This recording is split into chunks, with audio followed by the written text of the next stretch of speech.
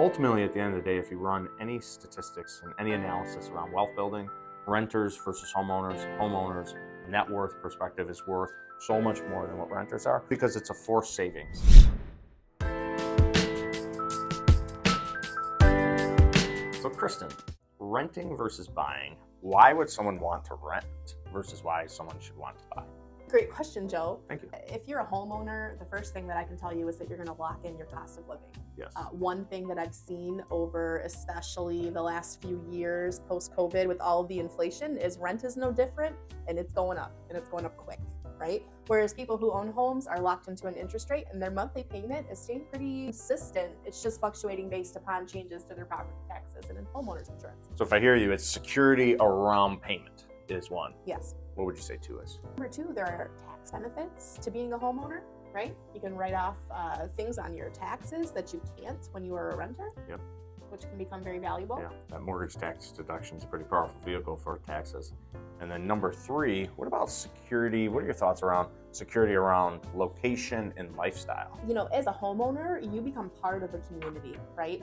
And you have the opportunity to participate in that community in a way that otherwise maybe you wouldn't if you were a renter, right? You're literally putting down roots and investing in the schools and raising, your family or living your life within this community that you chose, right? And we've worked with many buyers that I hear is, my lease is up, my landlord's decided they want to sell the house, and now I have to uproot my kids from their schools, I have to uproot them in the middle of the school year, right? And that all provides uncertainty and lack of security for your family, right?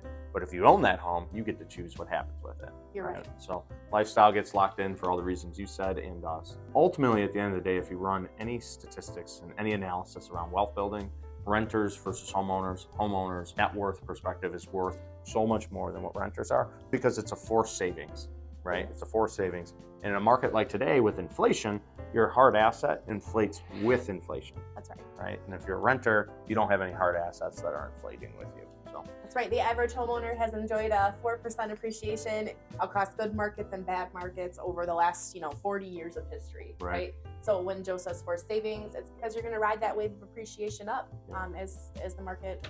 Yeah, so you ride the changes. appreciation up, right? So as that asset's worth more and more, and then the principal, interest, taxes, and insurance portion, the principal portion is paying down your debt. So the asset's increasing and the debt's decreasing, which then creates that forced savings, that net worth, right? So if you have any questions, go ahead and reach out. We'd love to talk to you about more around why homeownership makes so much sense versus renting. Thank you.